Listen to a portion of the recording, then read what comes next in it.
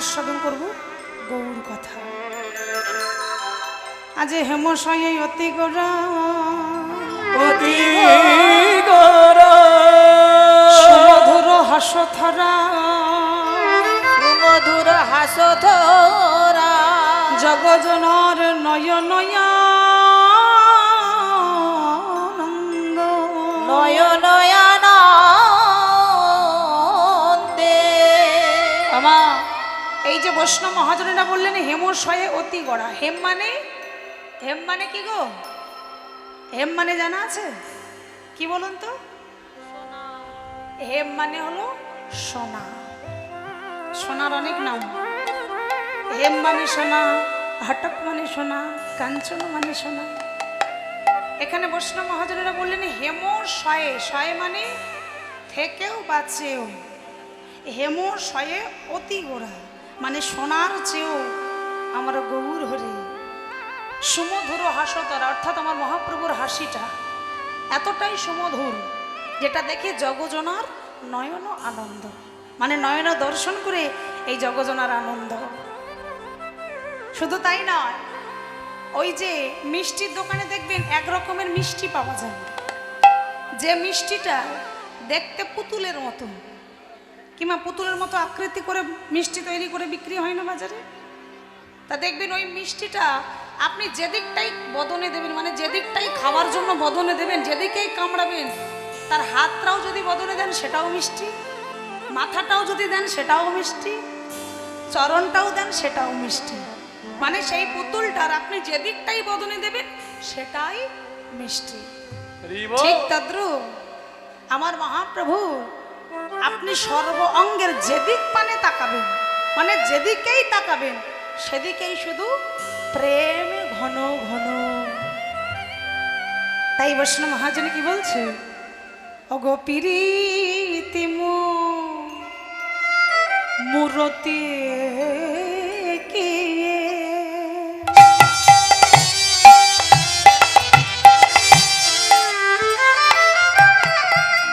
রূপসা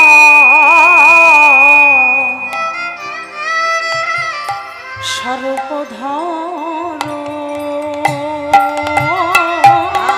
আর প্রীতি মূরতি খিয়ে রূপস রূপ ধরে। ও প্রীতি মূরতি কিয়ে রূপস রূপ ধর ওই ছন প্রতি অঙ্গ ধরে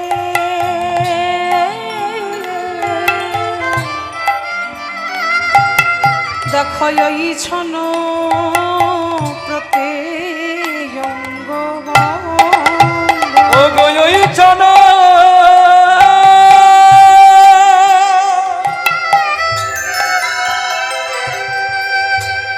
প্রতি অঙ্গ বন্ধনে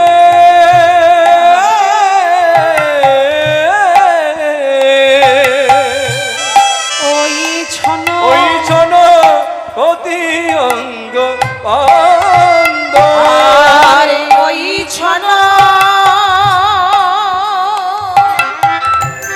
প্রতি অঙ্গ বন্ধ রে।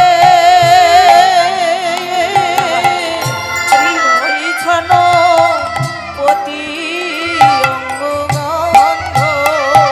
গড়া পিরিতির মূরতি প্রীতির মূরতি আমার গড়া পিরিতির মূরতি। প্রীতির মূরতি। এই যে বৈষ্ণব মহাজন বলছে পিরিতির মূরতি। মূরতি মানে হলো মূর্তি, আর পিরিতি মানে হলো প্রেম। এই যে আমি বললাম না, আমার মহাপ্রভুর যেদিক দিকেই দেখাবেন, মানে চরণের দিকে তাকান বা বদনের দিকে তাকান বা দেহের দিকে তাকান, যেখানেই তাকাবেন সেখানেই শুধু প্রেমে ঘন ঘন। তাই তো মহাজন বলছে যেন পিরিতির মূরতি প্রীতির মূরতি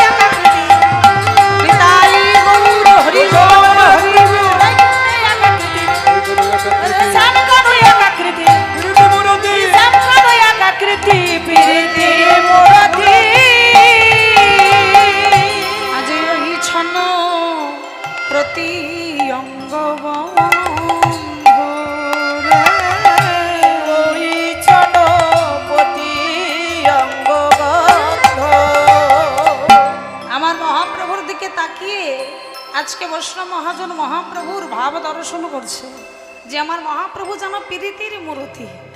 তা কিন্তু দেখুন ওই বৃন্দাবনের রাধা কৃষ্ণ তারা দুজনই একই দেহ, মানে একটাই দেহ হয়ে গৌর হয়ে এলো। তাই তো বললেন রাই কানু একাকৃতি রাসবিলাসের পরিণতি।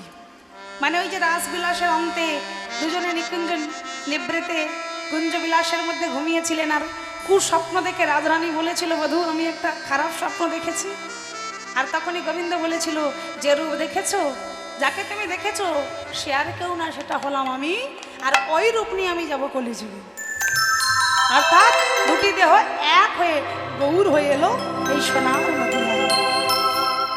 তা দেখুন এই যে আমরা বলি দুটি দেহ এক হলো, এই এখন যদি আমি গিয়ে আপনাকে জড়িয়ে ধরি, বলুন আপনার দেহ আমার দেহ কি এক হবে?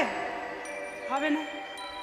তাহলে বৃন্দাবনে রাধাকৃষ্ণ দুটি দেহ এক হয়ে গেল, কিন্তু এখানে গৌর হরি এলো, দেখে বোঝাই যাচ্ছে যেন রাধারানীর দেহের বর্ণটা পেয়েছে। মানে আমার রাধারানী আছে উপরে, তাহলে ভিতরে আছে কালো কৃষ্ণ, তাহলে সেই কালো কৃষ্ণটা গেল কোথায়? এই যে গৌরের ভিতরে যে কালো কৃষ্ণ বসে আছে সেটা দেখতে গেলে এই সাধারণ নয়নে দেখা যাবে না। গৌরের মধ্যে যে কালো কৃষ্ণ আছে সেটা দেখতে গেলে আমাদের গুরুচরণ আশ্রয় করতে হবে, অর্থাৎ গুরু কৃপা লাভ না করলে গৌরের মধ্যেই যে কালো কৃষ্ণ আছে সেটা দেখা যাবে না। তাই তো বৈষ্ণব মহাজন বললেন রাই কানু একাকৃতি, সেই রাস বিলাসের পরিণতি। আমার গৌর হরি যেন সর্বাঙ্গে প্রীতির মূর্তি। শুধু তাই নয়, আজকে আমার মহাপ্রভু তিনি নদিয়া নবদ্বীপের মাঝে এই মধ্যাহ্নকালে পূর্ব লীলার ভাবে বিভাজিত হলেন। সেই বৃন্দাবনে রাধাকৃষ্ণ তারা দুজনে একই দেহ হইল, কিন্তু এই একই দেহে তো দুজন বিরাজ করছে, তাই কখনো রাধা ভাব কখনো আবার কৃষ্ণ ভাব। আজকে মধ্যাহ্নকালে তিনি রাধা ভাবে বিভাজিত হয়েছে, মানে নিজেকে রাধারানী ভাবতে শুরু করলো। রাধা ভাবে বিভর হয়ে আমার মহাপ্রভু পুরবের ভাবে বিভাজিত হয়ে আজকে মধ্যাহ্নকালে চলেছে। তাই কি বলছে অগয়াজকে নবদ্বীপ চন্দ্র আমার গোরা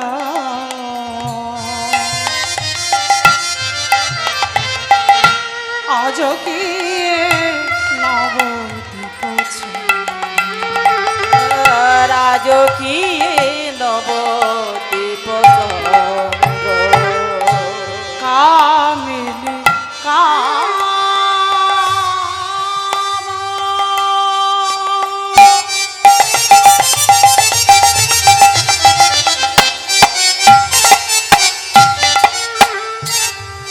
কলিতা তছ মানস কামিনী কামা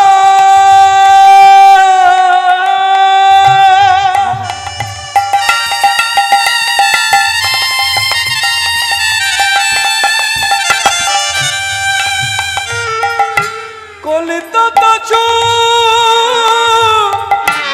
মানব আমার কামিনী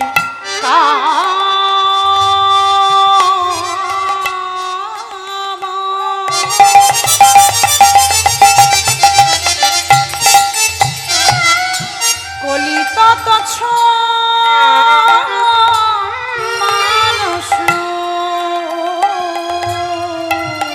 কইল কামিনী কামা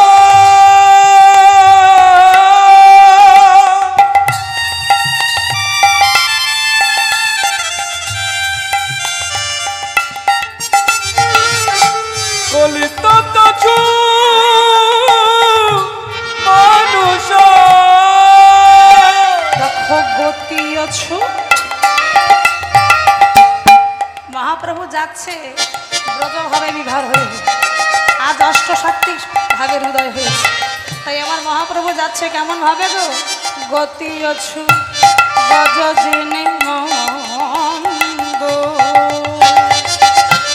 গতি আছো গজ যিনি মন্দ, গতি আছো গজ গতি অছো জনদিনী মন্দ, গতি অছো জনদিনী মন্দ। রাধে। আজকে মহাপ্রভু যাচ্ছে কেমন ভাবে? গতি অছু গজ যিনি মন্দ। গজ মানে কি গো? আমা গজ মানে কি জানেন? কি? হাতি। গজ মানে হলো হাতি। তা দেখুন আজকে মহাপ্রভু গজের নাই চলেছে, মানে গজ মানে হাতি। তা হাতি কেমন ভাবে যায় মা? ছুটে ছুটে যায় নাকি? কেমন ভাবে যায়? ধীরে ধীরে ধীরে ধীরে। ওই যে অনেক রমণী আছে দেখবেন ঘোড়ার মতো জোরে জোরে দৌড়াতে পারে, কি মা আছে না? তাদের বলে ঘোড়া দামিনী, মানে ঘোড়ার মতো জোরে জোরে হাঁটতে পারে। তা দেখুন যে রাজার মেয়ে হবে সে কি ঘোড়ার মতো দৌড়ে দৌড়ে যাবে? যাবে না, সে ধীরে ধীরে ধীরে যাবে। তা বেশে ভালো রাজার কন্যা ছিল শ্রীমতী রাধারানী, রাজার মেয়ে। তার ঠিক রাধারানীর ভাবে বিভাবিত হয়েছে। তো আজকে তাই মহাপ্রভু নিজেকে রাধারানী ভেবে ওই গজের নাই মানে হাতির মতো ধীরে ধীরে চলেছে। তাই কি বলছে? গতি অছু গজ যিনি মন্দ, গতি অছু গজ যিনি। গতি অছো জনদিনী মন্দ, গতি অছি জনদিনী মন্দ। আজকে মহাপ্রভু গজগামিনী ভাবে চলেছে। তা কেমন ভাবে যাচ্ছে দেখুন মা। ওই যে অনেক মায়েরা মাথায় ঘোমটা দেয়, এখন আপনাদের দিকে দেয় তো নাকি? কি মা দেয়? আমার মা বলে দেয় না। ওমা আগেরকার দিনে ছিল আবক্ষ ঘোমটা, মানে এই বুক পর্যন্ত, এই বুক পর্যন্ত ঘোমটা দিত। তারপরে হয়ে গেল এই কপাল পর্যন্ত, ওমা এইটুকু ছিল না। তারপরে হয়ে গেল মাথায়, তারপরে এলো খোপায়, তারপরে একেবারে চলে গেল, মানে আস্তে আস্তে হারিয়ে গেল। তা আমার রাধারানী ছিল তো রাজার মেয়ে, তাই তিনি ওই গজগামিনীর ভাবে মাথায় ঘোমটা দিয়ে, আমার মাথায় ঘোমটা দিয়ে যাচ্ছে। তাই রাধা ভাবে বিভার হয়েছে, আমার মহাপ্রভু মাথায় ঘোমটা দিয়েছে। তাই কি বলছে? আজ কি নবদ্বীপ চন্দ্র, আজ কি নবদ্বীপ চন্দ্র, আজ কি নবদ্বীপ চন্দ্র, আজ কি নবদ্বীপ চন্দ্র, কি নবদ্বীপ চন্দ্র। মা যদি নহি প্রভু,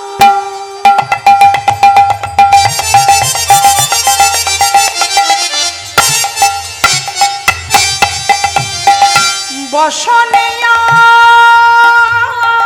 পৃষ্ঠতম, যদি নহি মন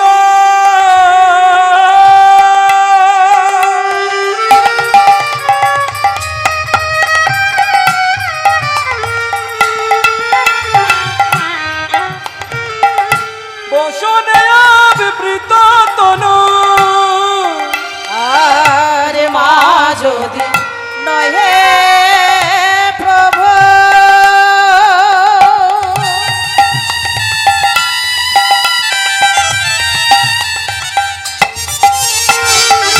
বসনে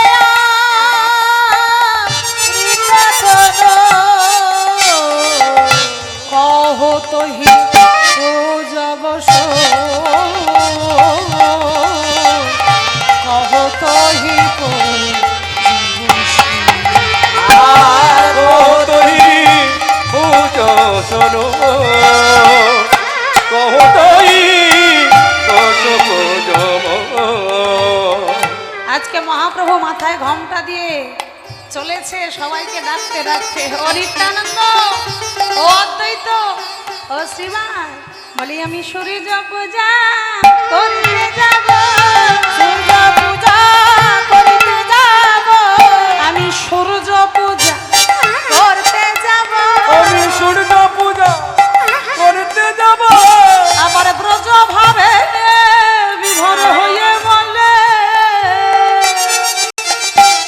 সূর্য পূজা করতে যাব, ভাবে বিভোর হয়ে সূর্য পূজা করিতে যাব, ভাবে নিধি গৌর হরি সূর্য পূজা করিতে যাব, ভবান সে গৌরী বলে পূজা করিতে যাব, ভবান সে ভাবে রাম সে নিতাই গৌর হরি বল হরি সূর্য পূজা করিতে যাব, বাবা বেশে গৌর বলে সূর্য পূজা করিতে যাব। আজকে মহাপ্রভু পুরাবের ভাবে বিভোর হয়ে ভক্তদের ডাকছে আর বলছে, কই গো তোমরা তাড়াতাড়ি ধূপ দেবী সাজাও, আজকে আমি সূর্য পূজা দিতে যাব। মানে পুরাবের ভাবে বিভোর হয়েছে প্রভু। বাইরে কৃষ্ণ এখন রাধা ভাব, কখনো কৃষ্ণ কখনো রাধা, কিন্তু আজকে মধ্যাহ্নকালে তিনি রাধা ভাবে বিভাবিত হয়েছে।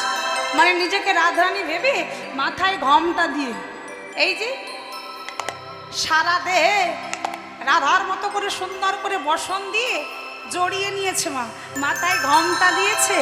এই প্রখর রৌদ্রে গরমের মাঝে মহাপ্রভু ঘোমটা দিয়ে যাচ্ছে, আর সবাইকে ডাকতে ডাকতে যাচ্ছে, কই গো সবাই পূজার আয়োজন করো, আমি সূর্য পূজা দেব।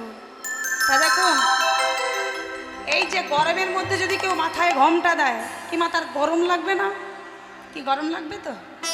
তা আমার মহাপ্রভুর তো সোনার বরণ দেহ, যখনই মাথায় ঘোমটা দিয়ে সবাইকে বলতে বলতে যাচ্ছে পূজার আয়োজন করো, আমি পূজা দেব, ঠিক সেই সময় বৈষ্ণব মহাজন লক্ষ্য করে দেখলেন আমার মহাপ্রভুর সারা দেহ হতে, মানে অঙ্গ হতে ঘাম ঝরে ঝরে পড়ছে। তাই কি বলছে, ওগো কম্প পুলক ঘাম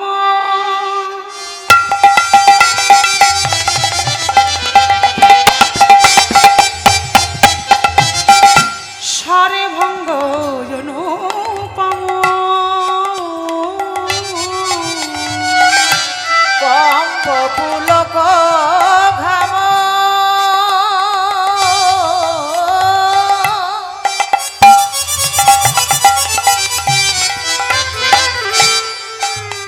আজ সারায় অঙ্গ ঘাম,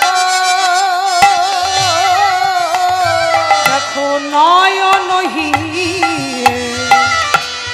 বহে অশ্রুধারা, নয়নহি জলে অশ্রুধারা, আমার নয়নহি বহে অশ্রুধারা, নয়নহি জলে অশ্রুধারা, বলে ধারায় ধারায় বহে যায় গো, ধারা ভেসে যায় গো, নয়ন জলের ধারায় ধারা,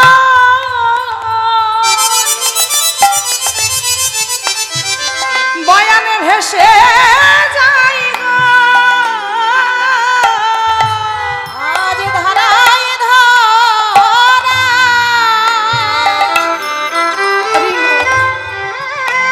ধরা ভেসে যায় গো, আজ রাধা ভাবে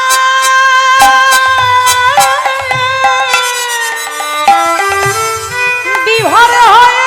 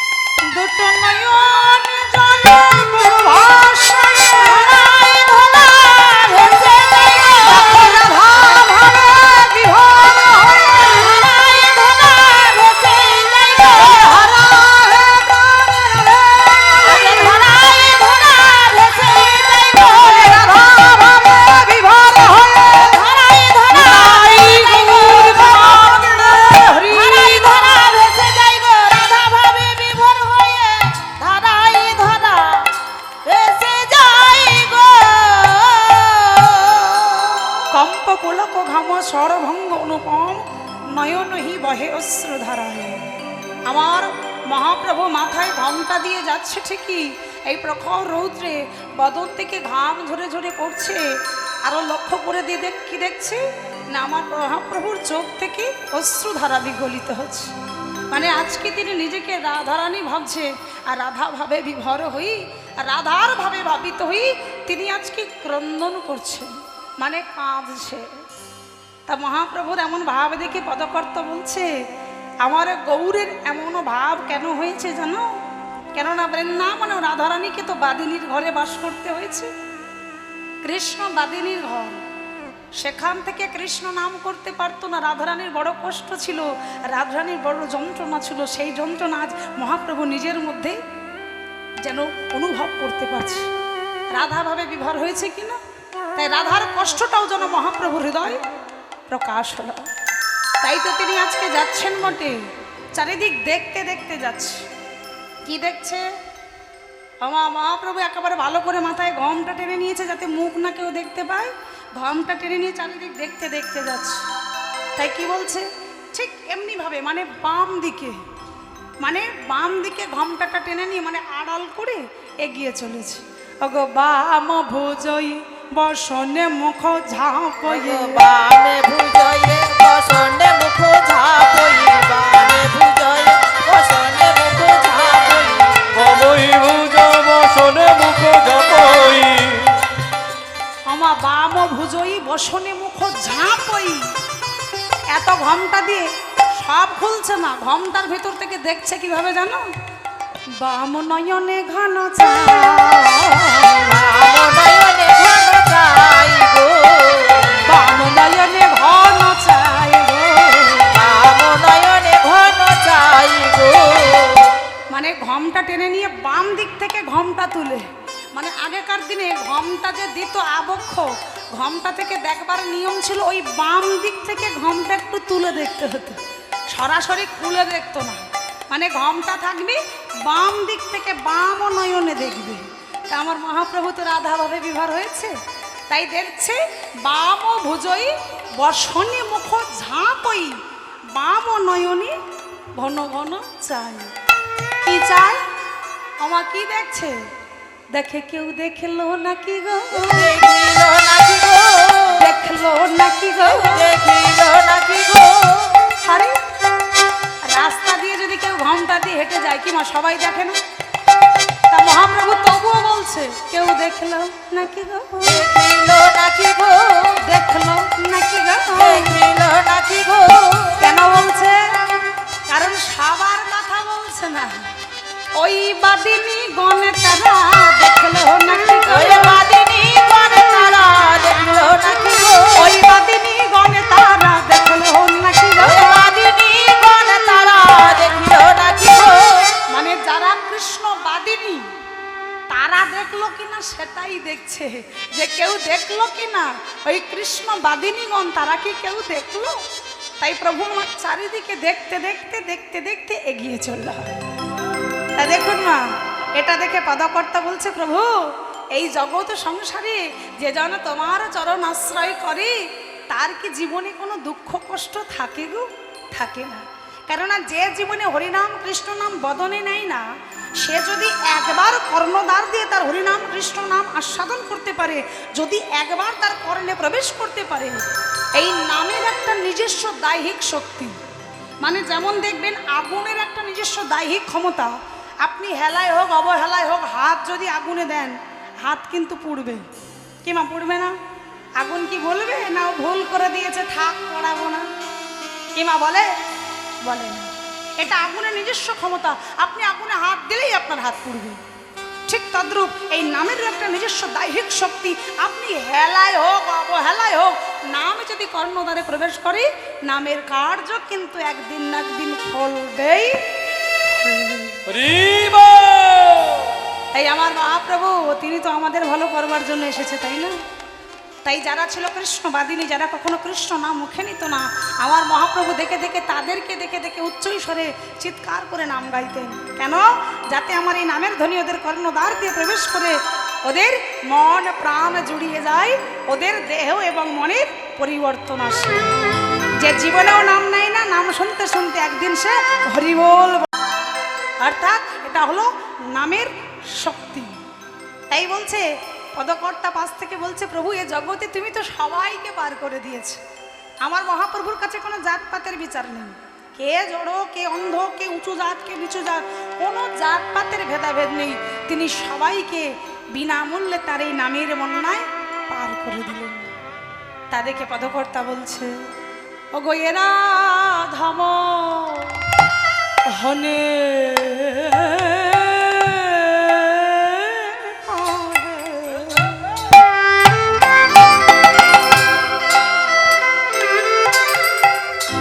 অগচিতয় ভে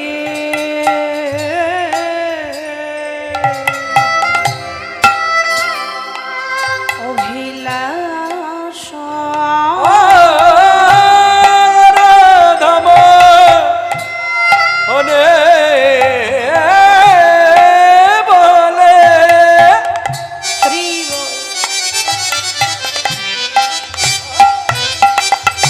অনচিতয় বি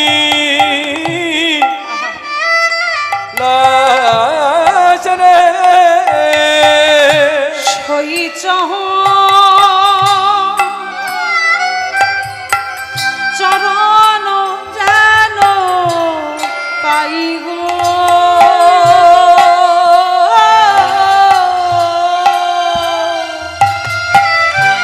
আমি সই চরণ যেন পাই।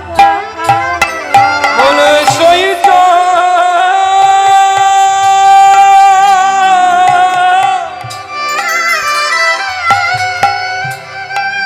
ওই যেন পাই গো।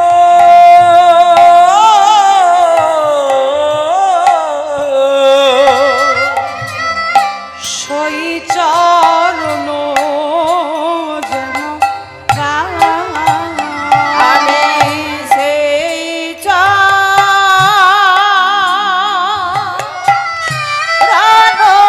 যেন পাই গো, সেই চরণ যেন পাই। প্রভু আমার মনে এই বাসনা, আমার মনে এই বাসনা, যেন চরণে ছাড়া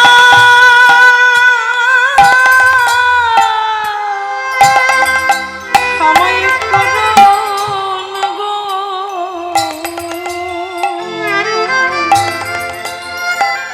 প্রভু আমার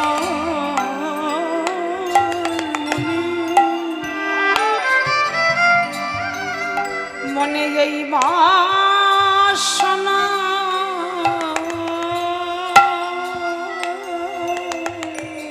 আমার চরণ ছাড়া, চরণ ছাড়া করো না গো।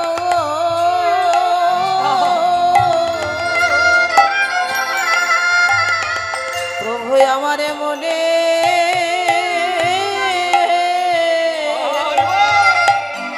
আমার মনে এই বাসনা, চরণের দাস করে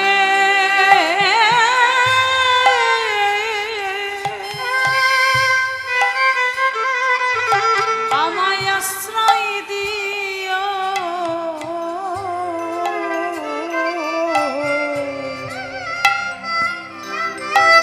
যেন তুমি চরণ ছাড়া চরণ ছাড়া ছাড়া করো না গো। বলে ওই চরণে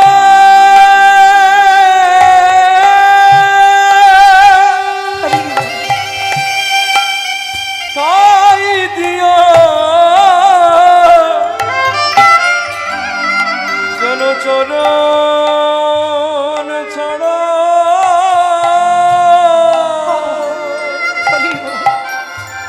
করো না গো।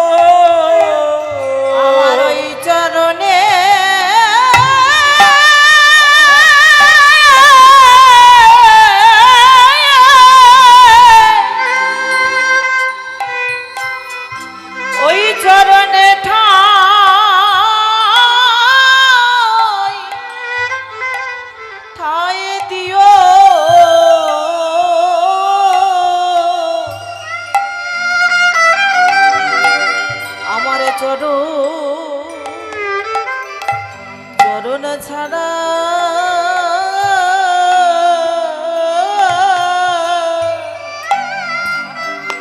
ছাড়া করো নাই হে বলে ওই চরণে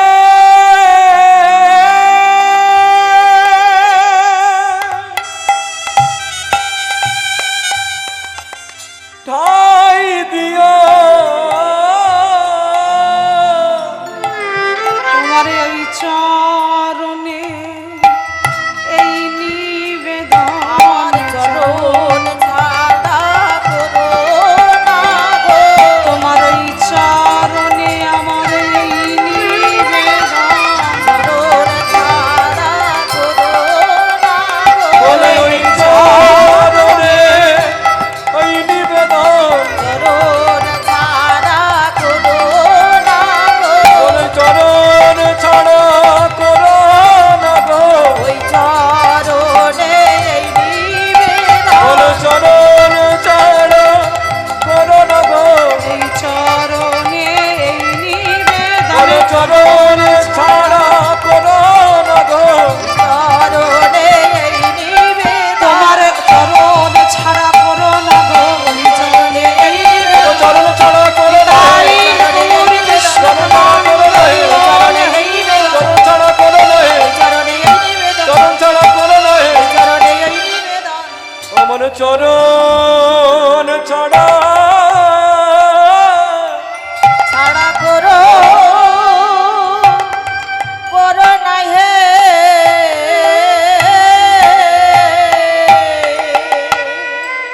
আজকে পদকর্তা বলছে প্রভু এ জগৎ সংসারে তুমি সবাইকে পার করে দিচ্ছ, কোনো জাত পাতের বিচার করছো না, তাহলে কি তুমি আমায় কৃপা করবে না? আমি কি তোমার কৃপা লাভ করবো না? তাই আজকে কি বলছে গো, অগয়ে রাধা মোহনে কহে চিতে অলাস